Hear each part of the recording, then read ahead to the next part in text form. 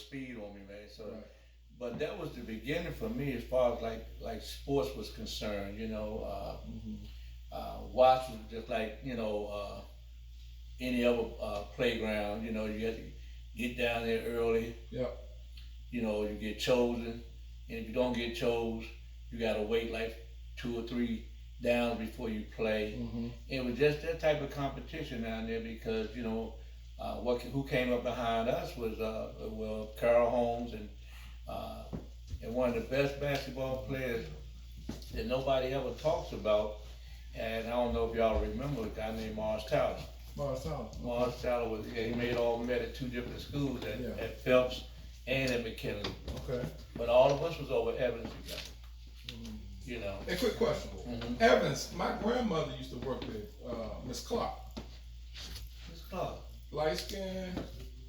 She was she was heavy set, but she used to she worked over there for a long time. But I wonder if she was there when I was there, cause I think she worked there for about 30 years though. Okay, cause Yeah. I was you gotta remember that. Yeah, you remember me. Yeah. But because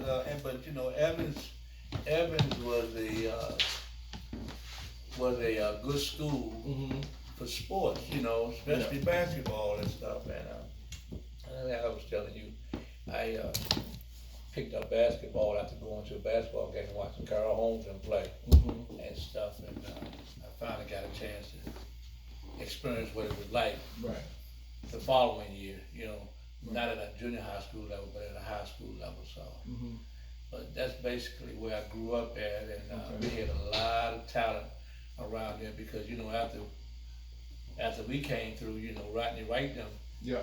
Rat Tip, Rodney Wright, Terry Yeah. Tillman, Yeah. and all them guys was over Evans. Evans. Yeah. And Yeah. so they went to Easton and Dunbar. They went to Eastern and Dunk, Craig Shelton, all Right, them, okay. yeah. And see, Woodson was just being built. Yeah. See, technically,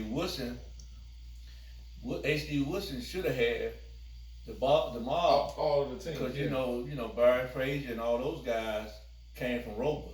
And that was in the early 70s? 70s. Okay. I think yeah, it was 70. I think Woodson was built in 70 or 71. Yeah, I think so. And if everybody would have went to the school they were supposed to went to, Woodson probably would have had a mob Right. over there. And so on my last show, I talked about the same thing. I grew up in Southeast, over in Anacostia.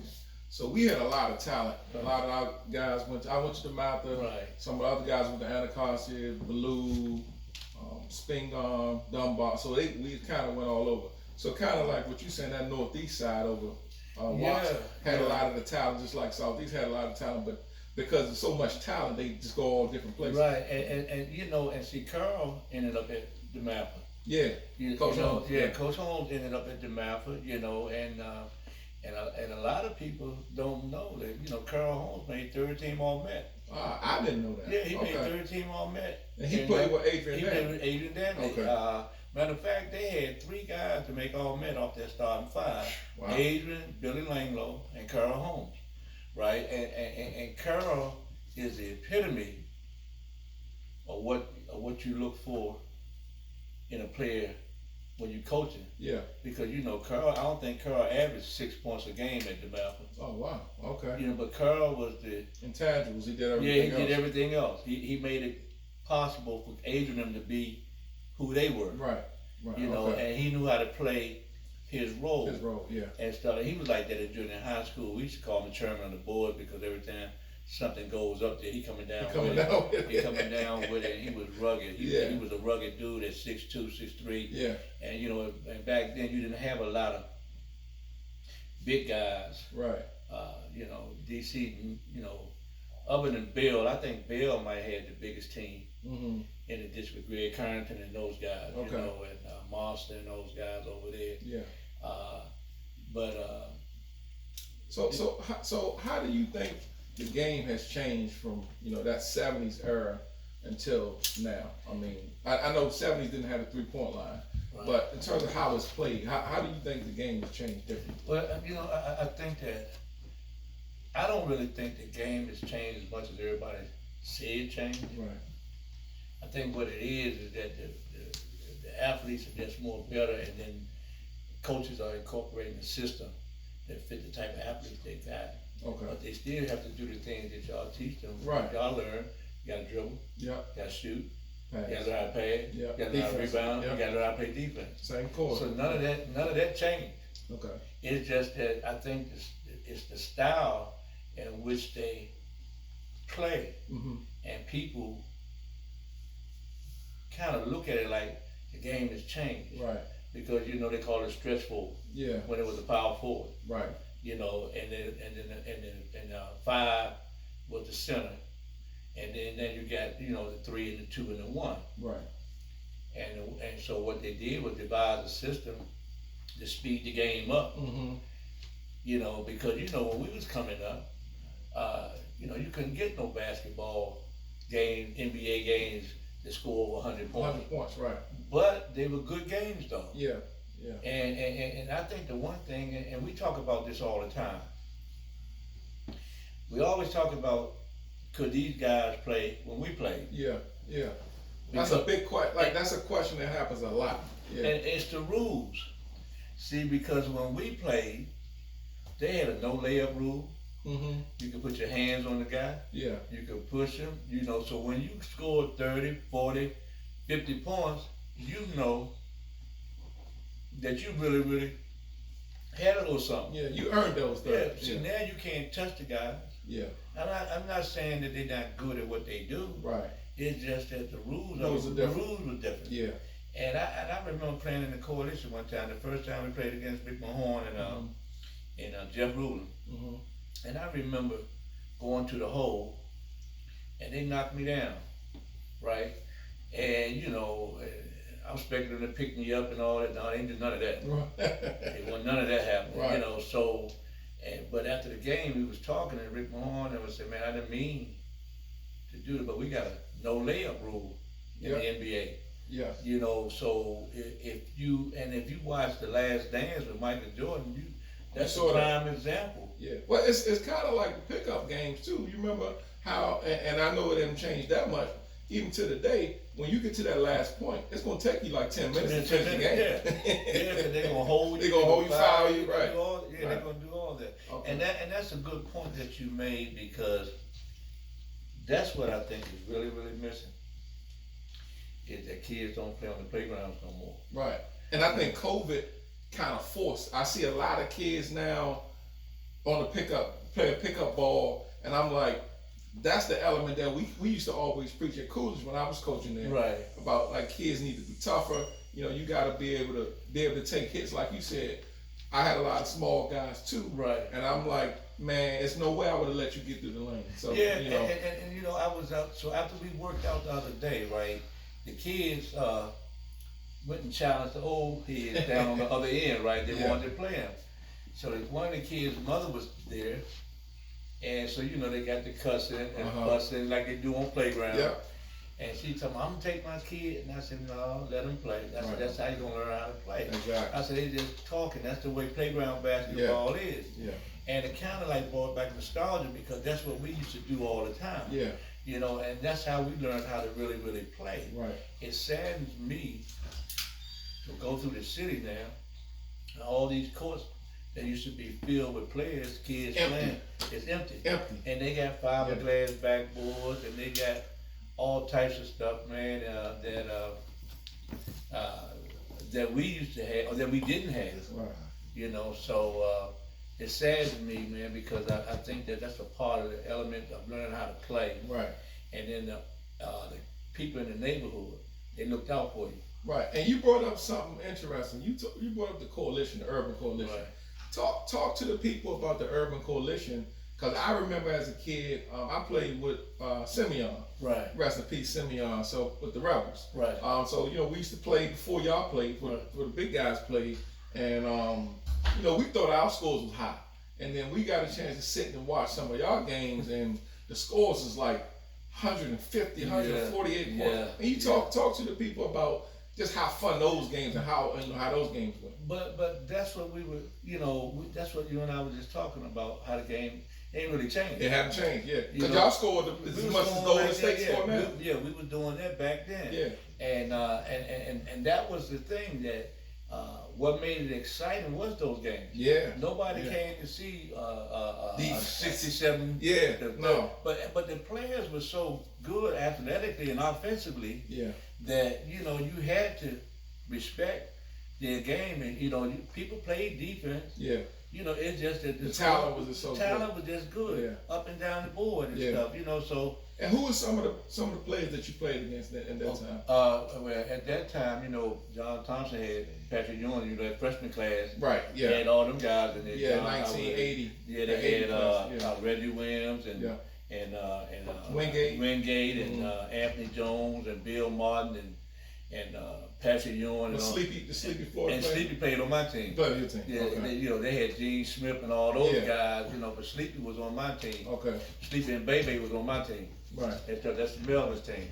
Mm-hmm. But and then Victor Kelly, them team, they used to have Gus Williams and his brother Ray Williams, and then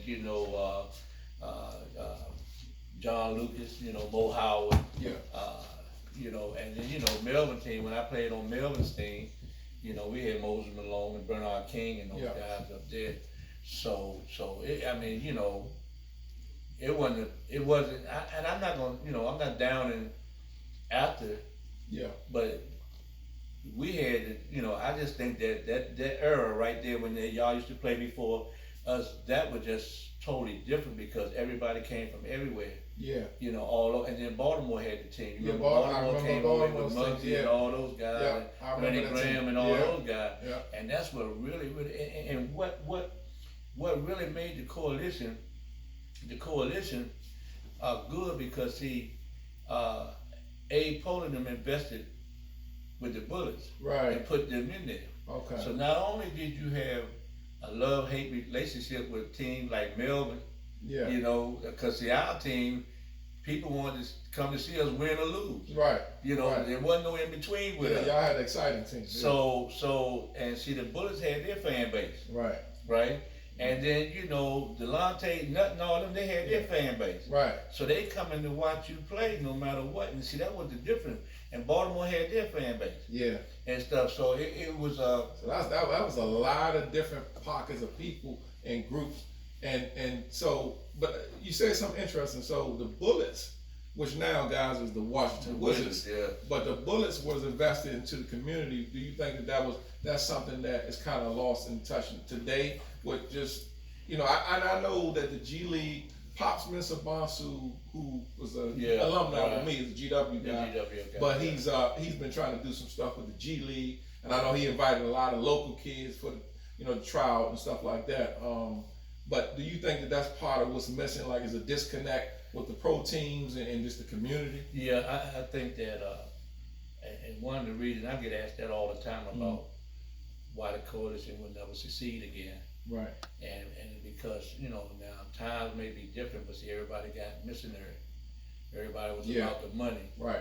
See. Right. So and everybody was about we didn't have no sponsors like Nike and all that stuff. Yeah.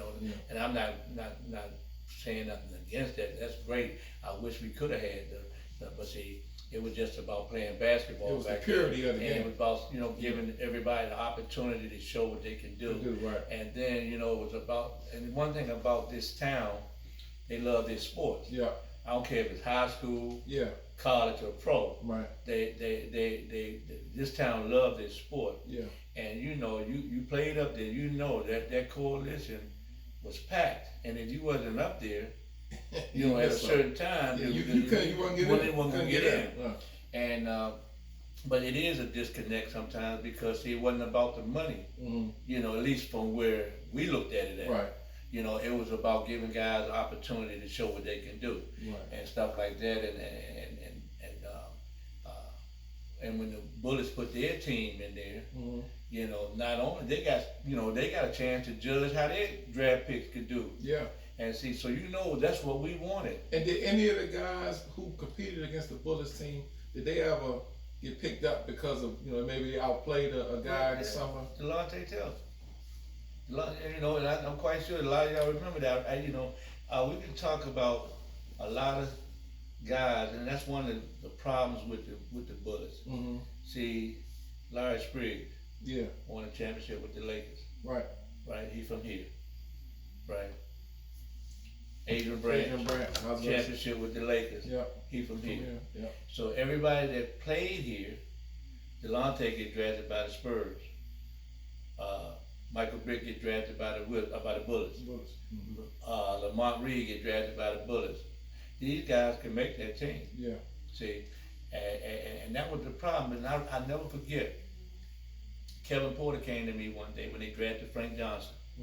And Kevin Porter came to me. I think I scored like 61, 62 on their draft picks and stuff like that. And Kevin Porter said to me, he said, "Hey, Bob Ferry is never gonna give you a shot to come out there because he already see you killing their guard. They're not gonna bring that into the camp and then have to explain to the people. Everybody will see it. Because everybody done seen it, you know. So because everybody that watched basketball was up at the Coalition. Yeah. But that's the thing is that everybody had to always go somewhere else. See, I had to end up in Boston to get a shot. Just to get a shot. You know, and that was right here. Yeah. And you know, didn't cost them no money. Didn't cost them no. But see, here's what they do. And I think y'all remember this when they took Delonte. See, Delonte was killing Darren Day. But Darren Day was under contract. Yeah. But see what they did with Delonte, when they got him in the camp, they tried to put him on the point. See, and that's what they do. They put him out of position. Yeah. See, so he embarrassed them so bad, right, that they took him off our team to put him on their team for the rest of the summer. And then he made it through the camp and stuff like that. But they put him out of position because every time we watched him play in the exhibition game, he was a scorer. He was a scorer. Yeah. He was a scorer. And so it's funny you said that. So for me, I went to the Sixers camp. Right. But they had their hometown guys from Philly. And so I got beat out by a Philly guy. Right. I actually went to Temple. I played against him. GW and Temple was in the Atlantic 10. So we used to compete against each other. And so they kept the guy. They kept the guy from Philly. You know, I won't say his name, but it goes to what you're saying. Our hometown sometimes don't even take care of your home products, which a lot of other cities and states do that. Right. You know? Right. So I always thought that was kind of bad for our town, that we have so much talent and we got to go, you know, the Kevin Durant's and all these different people got to go so far away when, you know, they just don't seem to. We don't never seem to. I can't remember the last DC guy to be like a local play with a local team that really did something. The last one I knew, I think was Larry Wright. Larry Wright. Remember Larry Wright? He went to Western. Western, yeah. My dad went to Western. Yeah, he went to Western. My dad went to Western and stuff, and I think he got drafted by the Bullets and stuff. Larry Wright might have been the last local guy. So when they won the championship in '78, was there anybody from DC on that team? No. Nobody from DC. No. Okay. Bobby Dandridge was from Norfolk. From Norfolk, right. That's the closest. That's the closest, yeah. Right. Nobody, no. So, you know, but that's one of the things that about this city, is so much talent in this city. And see, to me, even though I see all these young kids and they good, real athletic, I still would take the other crew, the old crew. Yeah. Not because of their athleticism, but because of their basketball IQ. Okay. See, you come up under Wooten, right? Yeah. And then, you know, Charlie Moore and all them dudes come up under Carol Holmes. Yeah. So you got guys that teach the game, and then when you and then you taught your players what you learned, and stuff like that. And I tell people all the time that I've seen people get cut because they don't pay attention, and then the biggest problem that I have sometimes, I make sure they understand this. Can you repeat that? Repeat that to the kids, the young kids today. They get cut. Why? Because they don't pay attention. Oh, okay. And I give you an example. When I was in Denver, I don't know if y'all remember, Syracuse University had a guy named Bugs Williams or something like that. Little guy, but he was good. You know, he was up there with Georgetown and all of them. He was Syracuse, and he's a nice little guy. Yeah. And I remember Ben Joe. Coach Joe, I played against Coach Joe. Yeah, Coach Joe. I was at we played them in the second round and out in Arizona. They upset Georgia Tech. Georgia Tech. Yeah. I remember Coach Ben Joe. Joe was the coach. Donnie Walsh was the head coach. Donnie Walsh for Indiana. And Doug Moore was the assistant coach. Okay. And I'll never forget, and I tell kids this all the time. So they told us to do this drill. They said, dribble the ball down the court and make a bounce pass. Just bounce the pass, lay it up, come in. So he was between the leg, behind the back this way, went behind the back that way. So they ain't say nothing. So, you know, we had a break. And when we come back out of the break, he ain't out there no more. See, so, you know, so what they did, they cut him for not paying attention. Right. Not because he couldn't play, because he made all Big East. I guess it wasn't the Big East then, it was the ECAC or something like that. But they have to understand that, you know, paying attention, if you can't pay attention, and see, Stacy and all them were way better than me athletic. Stacey Robinson. Yeah. Stacey Robinson, a lot of them. But see, I was a stickler for detail. Mm-hmm. And so I was always able to go a step further than them. Yeah. Not because I was better than them, but because the fact of the matter that I was good, right, but I always was a stickler for detail. Yeah. So when the coaches looked, they said, okay, you know, that kid did, you know. And the coaches also trusted you more. They trusted, yeah. Right. And so and that's one thing that I, you know, myself, because I came up under Ed Hill, right, over number 10, Huck and LeBarry, for Kingman, right. You know, and I played for those guys. So before I even got to DeMatha, I knew you know, it was drilled in me to do all of the basics, and that's what I teach. So, you know, a lot of people always say Morgan Wooten. Yeah, Coach Wooten had a big part of my career, but Coach Hill and LeBarry were the foundation setters. They taught me how to work hard, you know, being simple, playing defense. The fundamental things that I teach today is what I learned. And like you said, that's the most important thing. Yeah. Because basketball doesn't change. Like you said, you still have to be able to pass, dribble, shoot, rebound, defend. You know, so I think it get mixed up a lot of times when people start looking at. And the other part that we didn't talk about was the social media. So you can see everything now, opposed to, you know, back. Well, I mean, you know, you're older than me, but when I had to hear about certain people, well, we couldn't see them. So Jason Kidd was the guy in my time that was the #1 player in the country. Right. So we used to see quadruple doubles and at some time he even had quintuple. Like he had a double figures and five things. He had like 25 points, 20 assists, 15 rebounds, 10 steals, 10 blocks. That's unheard of, you know. So you had to actually see that. And so by the time it built up so much, when you saw him, he was like, he can play, but who was he playing against? Because those kind of numbers were like video game numbers. Yeah. And see, that's something that I don't. And you know, me and Jeff, and we talk about this all the time. See, I give props to those who can play. Mm-hmm. You understand what I'm saying? But I don't believe in that 5-star, 4-star, 3-star stuff. Yeah. I believe in what you do on the 94. Yeah. You know. And that's me too. I'm an eye test guy. So you know, when they talk about all these kids' rankings and all that, I don't put a lot into it. When I see a kid, like I coached against John Wall, and they say he's the #1 player in the country, I said, well, I got to see him. Right. It didn't take me but 5 minutes to see him and how explosive he was, left hand, right hand. You know, he was dribbling past double and triple teams. I said, yeah, I can't see a kid better than him in the country. Right. So I actually saw him, and before he went to Kentucky. Right. This was like a C16. He was down in Raleigh then. Raleigh, yeah. He was word but of you God. know what, you said something that's very significant, because how do you say that somebody's the best 6th grader in the country?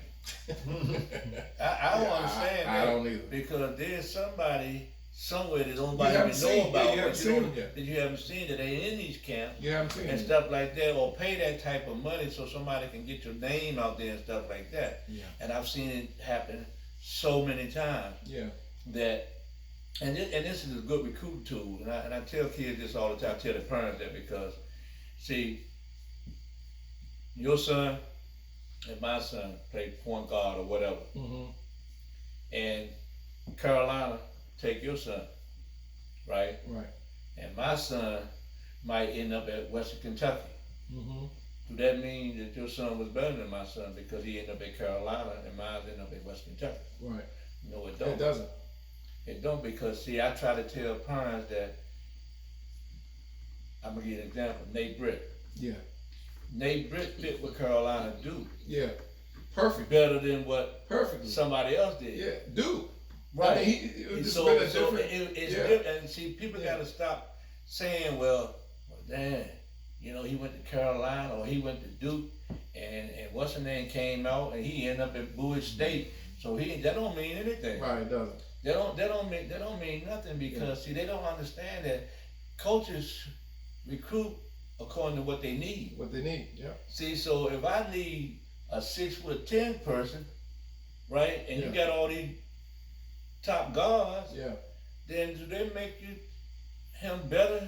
Because I needed that kid more than I needed the guard. Yeah. But see, they get all into their feelings when they say, well, man, he ended up at North Carolina, man, he wasn't all that good.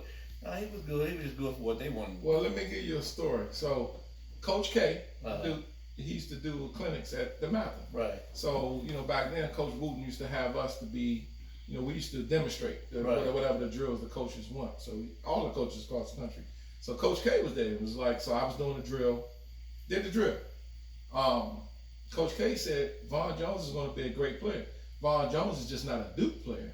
And I was shocked. I was like, whoa. Because I was a big Duke fan. I like Johnny Dawkins because my cousin was Mo Young. So he went to Mackin, and Johnny Dawkins was a Mackin guy. So I always liked Mackin, you know, because my family went there. So when I heard him say that, instantly I hated Duke. But it goes to what you're saying, that my body language or how I am probably wasn't what he looked for in terms of a Duke player. Right. Now, he did acknowledge that I would be a great player, but I just wasn't a player that he would look for. And that goes to your point of being a you're right, because see, a kid could be, what's that, like in that conference that Towson them is in Delaware and all that. See, you could be a great player in that conference. Yeah. You could be a good player in the Big Ten. Yeah. See, so that's why when you pick a school, you're supposed to pick a coach instead of picking a school. Right. See, so your coach just happened to be at that school, then you know, because that's how you progress. Yeah. See, because and I tell you something, I don't know if you remember this, but when Bernard King, you know, that's one of my dearest friends when he was here, you know, he said something at his Hall of Fame speech, man, and that's why I say kids gotta know that they stand on other people's shoulders. Right. You know, kids today, they'll say stuff like, man, that coach ruined my game. See, see the difference between what I used to do or what Bernard King could do. And he said this, he said, if you can play in any system. Any system. I don't care what they do, they slow it down, you can play it, or if they speed it up. Right. Because he averaged 30 in both of them. Yeah. See, but he said a lot of kids, they hop on that. Oh man, they're not playing the way I was playing in high school. Yeah. They're not supposed to play the way you gotta adjust. You gotta adjust. Yeah. You gotta adjust. So that's what hurt these kids sometimes. And you know, like I give Jeff them little son out there 10 years old, and I love it because I get a chance to correct them little dudes before they start making those mistakes. Yeah. And start thinking that they this and they that and all that. And then see, somewhere you gotta humble them and stuff at an early age. And you also gotta realize, that's why I say what y'all do as coaches, I don't even know if I can do it now. That's tough. Because see what y'all was doing when I came back to this area, now I had Curtis Malone and all them when they were little boys. Charlie Moe, Kurt Smith, Polish Frost, all them guys, they were young boys back then. Troy Wilkins, right? You know, and them guys never got any trouble hardly, and and their parents were, you know, they were involved, right, and stuff. And but now, when I got back to this area, and I said, well, Dad, y'all gotta pick them up. Y'all gotta drop them off. Feed them. You know what? It was something on Facebook that said Oh man, it was a crazy thing because I was looking. It said something about you picking up a kid with two cars in the driveway. Yeah. So like you got parents with cars, but they expect you to pick up their kid, Yeah. bring them back home, feed them, and all they got to do is just wake them up in the How morning. many times as a coach, and you guys are coach, that you bring kids to your house and they don't want to leave? Oh, a lot of times. You know, Yeah, a lot because of you know times. y'all giving them what they ain't getting at home. Yeah. Even if they got two cars in the driveway, Yeah. or it was because see they don't understand, and that's something that you and I was talking about earlier. Is teaching them about life, because basketball is more than just about playing basketball. Absolutely. It's about life. It's about, like you say, conflict resolution, how to resolve situations that you be faced with. And see, like I tell people all the time, I used to walk away from people for what I might do to them. Right. Not so much what they might do to me. Yeah. See, Yeah. but see the thing, it don't take no bad guy. You ain't bad if you with 10 people, you go jump on one dude. Right. But there ain't nothing good about that. You know what I'm saying? So, Yeah. but the reason why we had some of the problems that y'all were having is because we stopped teaching the kids how to deal with stuff. With conflicts. And see, because like when I was coming up, and kids don't like to hear that, but I tell them all the time, you gonna hear it with me. If you don't want to hear it, then go on somewhere else. Right. But when I was coming up, you get in a fight, you lose, that's it. That's it. That's it. Right. And then it's time, I guess that changed too. Cause now you get in a fight, you lose, they gotta watch your back for the Watch next. your back for somebody Yeah, to jump for somebody you. to jump you, Yeah. this and that. And so when y'all have to worry about is the kid gonna make it to school tomorrow, Yeah. have you had anything to eat, and all that stuff, man. So And it's not, and I know before we go to break, we're gonna talk about Charlie Moe. okay, yeah, But I've lost a couple of kids that I've coached. Right. Rome's teammate, Delonte. right, We lost him. I talked, and he was one of the kids that I really took a liking to. Initially, we had a lot of issues. He wanted to do it his way. He wanted to, but he started to buy in. He started to, I spent a lot of time with him after practice. right, We worked. But it wasn't the practice. It was him listening to me more of like a father figure. right. And I had to break down the ice and say, try to do something, So but he was a street kid. He had a lot of stuff going on in the street. But as he started to listen to me, he started to say, "Oh, you know what, Coach, this makes sense." And he was buying in, and then it was it's unfortunate that Right. he lost his life, and then we lost another kid. Well, actually two kids. Most recently was little Lamar Kane. He was actually doing the right thing in college, down in New Mexico. New Mexico, Yeah, and at a party, and so. His brother's the one that played Roosevelt. But yeah, Marty, yeah. So, wow, yeah. so as a coach, you're not prepared for seeing a kid that you coach murder. Right. Yeah. So like you said, it definitely has changed to a different thing. Right. And I guess in my time in the late '80s, early '90s.